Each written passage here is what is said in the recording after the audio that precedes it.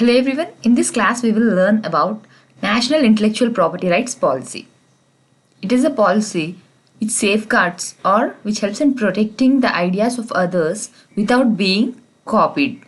Like ఏవైతే మనం ఏమైనా ఇన్నోవేట్ చేసినా లేకపోతే మనం ఏమైనా ఐడియాస్ మనవి ఉంటే అవి ఇంకొకరు కాపీ చేయకుండా దాన్ని మనకి ప్రొటెక్ట్ చేయడానికి ఈ పాలసీ అన్నది తీసుకొచ్చారు. ఓకే, అసలు ఈ పాలసీ ఏంటి, దీంట్లో ఉన్న ఆబ్జెక్టివ్స్ ఏంటి అనేది ఈరోజు క్లాస్లో మనం డిస్కస్ చేద్దాం. ఓకే, ఫస్ట్ మన ఇండియా ఎటువంటి సొసైటీ అంట, ఎప్పుడూ కూడా అక్కడ ఇన్నోవేషన్ అనేది జరుగుతూ ఉంటుంది. Because we are having a lot of young minds. ఎప్పుడు కూడా కొత్త కొత్తగా ఐడియాస్ అన్నవి డెవలప్ అవుతూనే ఉంటాయి మన సొసైటీలో.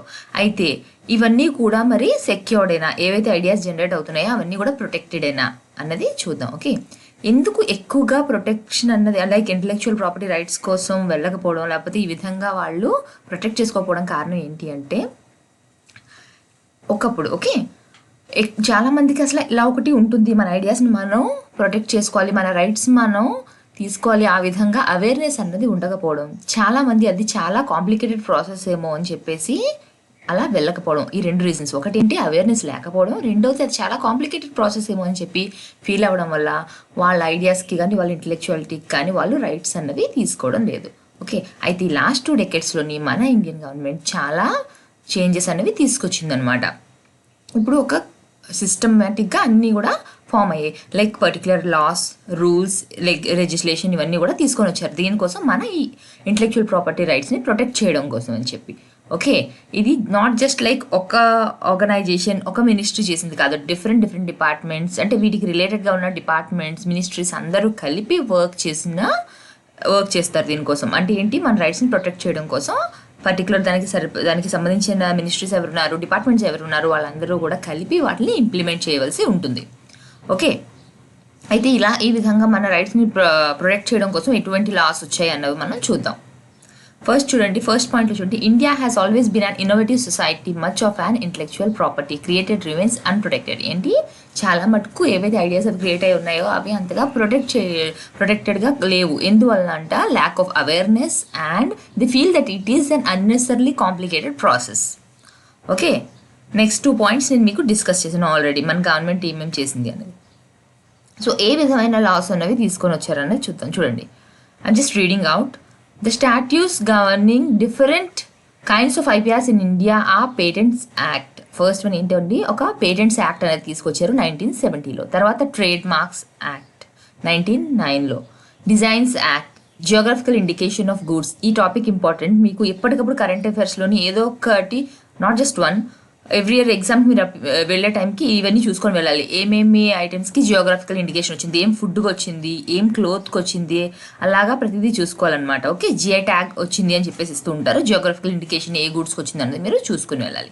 నెక్స్ట్ కాపీరైట్ యాక్ట్ 1957లో వచ్చింది. Protection of plant varieties and farmers rights act. Okay, next semiconductor integrated circuits layout design. అంటే if you see all these acts, it's not specifically for one industry or one product. వాళ్ళు ఏం చేస్తున్నారు, ప్రతి చోట ఎక్కడైతే innovation జరిగే chances ఉన్నాయో ఆ ప్రతిదాన్ని కూడా వాళ్ళు ప్రొటెక్ట్ చేయడానికి చూస్తున్నారు.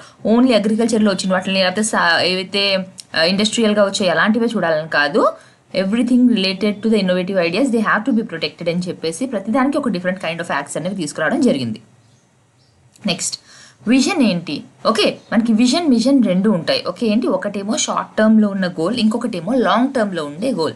అయితే మనం విజన్ ఏంటి, ఈ పాలసీ తాలూగా మిషన్ ఏంటి అనేది చూద్దాం. విజన్ ఏంటి, మన ఇండియా ఎటువంటి కంట్రీ అంట, ఏదైనా సరే if you bring some change, like if you bring some innovation, it should be useful to all, it should be shared by all. ఇది మన Indian policy. It's not like we have to find out something, we have to innovate something and only we should get the benefits of this. మన Indian society ఆ type కాదు. If we innovate something we would always like to share with others the benefits of it. Okay, so ఏంటి, మనది ఏదైతే వస్తుందో innovation కానీ creativity మన ఇండియాలోని, అది మనం అందరికీ దేనికోసం అసలు మనకి ఇన్నోవేషన్ అన్నది దేనికోసం మనం ఇది ఇంప్రూవ్ అవ్వడానికి చూస్తున్నామంటే, ఫస్ట్ వన్ ఏంటి, మనం science and technology, arts and culture, traditional knowledge, biodiversity, right different sectors అన్నింటిలో కూడా ముందుకు వెళ్ళడం కోసం అని చెప్పేసి మనం ఈ ఇన్నోవేషన్ అనేది తీసుకొని వస్తున్నాం. అండ్ ఏదైతే మన ఇండియాలో ఉందో దానికి డెవలప్మెంట్కి మెయిన్ సోర్స్ మనకి ఈ ఇంటలెక్చువల్ ప్రాపర్టీ. ఓకే, నెక్స్ట్ మనం ఏదైతే నాలెడ్జ్ని గెయిన్ చేసుకుంటామో we always like to share it with others, transfer it to others. What is the mission statement? ఇది ఏమిటి అంటే మనం లైక్ ఒక లాంగ్ టర్మ్ అనుకోండి, ఏదైతే మనం ఇప్పుడు ఇన్నోవేషన్ కావాలి అనుకుంటున్నామో we have to increase the creativity, we have to improve ఆ creativity and we have to innovate new things. దేనికోసం అంట? మన socio economic and cultural development రెండు జరగడం కోసం. ఓకే, అండ్ ఏదైతే మనం చేస్తున్నామో ఎందుకు ఈ ఇంప్రూవ్మెంట్స్ పర్టికులర్ ఫీల్డ్స్లో ఎందుకోసం? Because we should be able to access to the following things. ఏంటి? Health care, food security, environmental protection. అలా మనకి ఎకనామిక్గా కానీ, సోషల్గా కానీ, కల్చరల్గా కానీ, టెక్నాలజికల్గా ఎటువంటి డెవలప్మెంట్స్ రిక్వైర్డ్ అవన్నీ కూడా మనం యాక్సెస్ చేసుకునే విధంగా ఉండాలి. ఓకే, అయితే ఇవి ఇప్పుడు ఈ మిషన్ విజన్ చూసాం. వీటిని అచీవ్ చేయడానికి పర్టికులర్ గోల్స్ ఆర్ ఆబ్జెక్టివ్స్ అనేవి సెట్ చేశారు.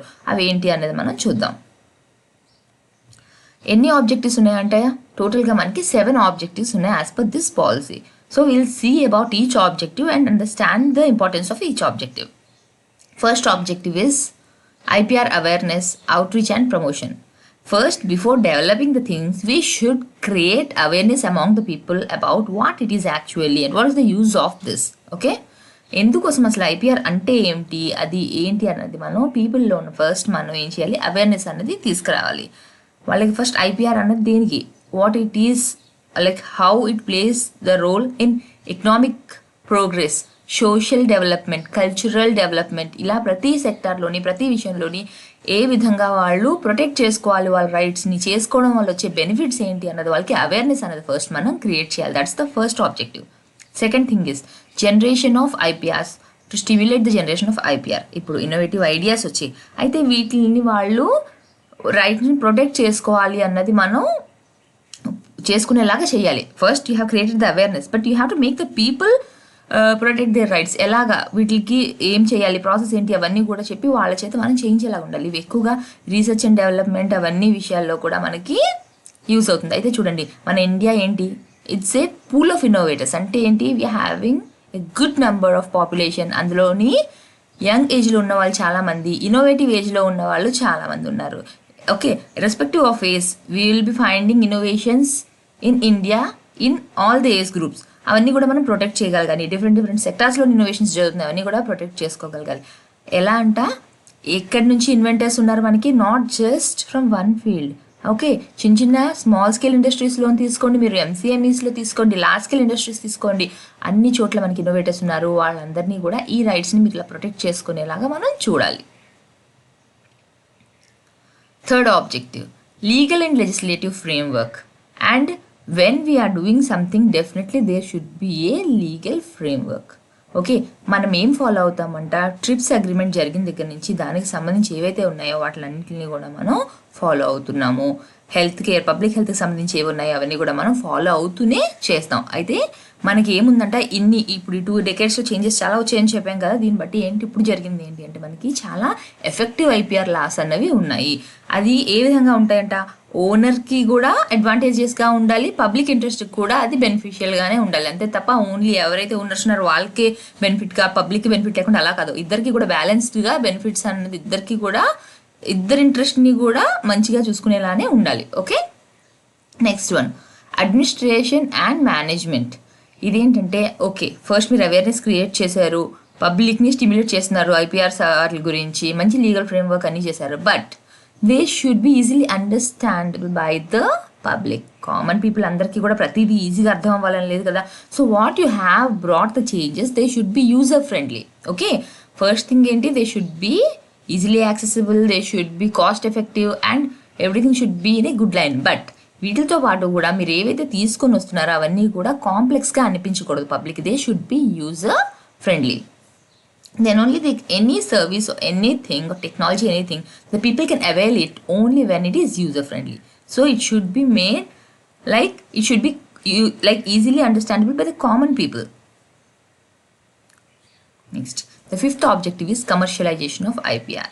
ఇది ఏంటి అంటే, ఎవరైతే ఉన్నారో, ఎవరైతే ఇన్వెంటర్ లేకపోతే ఎవరైతే ఈ రైట్స్ తాలూకా ఓనర్ ఉన్నారో, they should have some monetary benefit, reward అనేది వాళ్ళకి ఉండాలి. వాళ్ళు చేసిన దానికి, ప్రొటెక్ట్ చేసిన దానికి వాళ్ళకి బెనిఫిట్ అనేది ఉండాలి. ఓకే, అయితే ఏంటి, ఎలా జరుగుతుంది ఇది? By commercialisation. అంటే ఏంటి? ఎవరైతే ఇన్వెంటర్స్ ఉన్నారో, ఎవరైతే బయర్స్ ఉన్నారో వాళ్ళిద్దరిని మనం కనెక్ట్ చేయగలగాలన్నమాట. ఓకే, ఏ విధంగా? ఇప్పుడు ఎవరు ఇన్వెంటర్స్ ఉన్నారో వాళ్ళకి రైట్స్ ఉన్నాయి, but it should reach the buyers. Okay, వాళ్ళకి ఫండింగ్ చేసే వాళ్ళు ఉండాలి. ఇప్పుడు R&D చేస్తున్నారు, రీసెర్చ్ అవి చేస్తున్నారంటే వాళ్ళకి ఫండ్ చేసే వాళ్ళు కూడా ఉండాలి. ఈ విధంగా వాళ్ళ రైట్స్ని మనం కమర్షియలైజేషన్ అనేది జరుగుతుంది. Okay, for the benefit of the inventor. Next,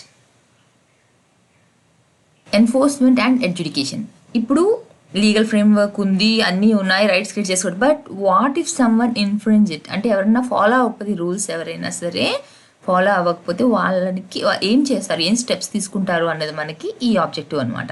okay, so ఏంటి? వీటి కోసం అని చెప్పి స్పెసిఫిక్గా లాస్ అవన్నీ కూడా ఉన్నాయి. వాటిని ఎవరైనా సరే ఇది వీటికి డిజైరబుల్ ఏంటి అంటే వీటికంటూ కొన్ని స్పెషల్ కోడ్స్ ఉండాలి to quickly check if there is like anyone is not following the rules. అవన్నీ కూడా చేయడం కోసం కోడ్స్ అవన్నీ కూడా ఉన్నాయి. ఆ మెకానిజం అంతా కూడా ఫాలో అవుతారు. ఎవరైనా సరే ఈ IPR లాస్ని కాపీ చేసిన, వీటికి ఉన్న రూల్స్ ఏవైతే ఉన్నాయో ఫాలో అవ్వకపోయినా కూడా వాటి గురించి ఇక్కడ డిస్కస్ చేస్తారు. Next, 7th objective is human capital development. అన్నీ ఉన్నాయి కానీ మనకి హ్యూమన్ క్యాపిటల్ లేకపోతే చాలా ప్రాబ్లమ్స్. సో ఏంటి? We have to create more number of professionals in all the fields. It's not just like ఏదో ఒక పర్టిక్యులర్ ఫీల్డ్లోనే వాళ్ళు డెవలప్ అవ్వాలని కదా, అన్ని ఫీల్డ్స్లో కూడా మనం హ్యూమన్ రిసోర్సెస్ని డెవలప్ చేసుకోవాలి. వాళ్ళ IPRని డెవలప్ చేయాలి, ఇంప్రూవ్ చేయాలి. మోర్ నెంబర్ని మనం ఇక్కడ పెంచాలి. ఓకే, సో చూడండి, to strengthen and expand human resources institutions.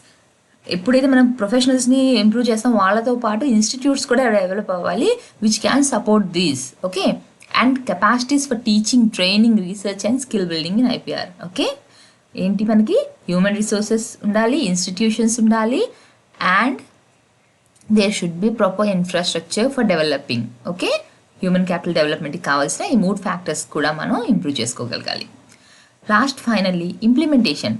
అయితే ఇదంతా కూడా ఇంప్లిమెంటేషన్ చేయవలసిన బాధ్యత ఎవరిది? Who is responsible for implementing?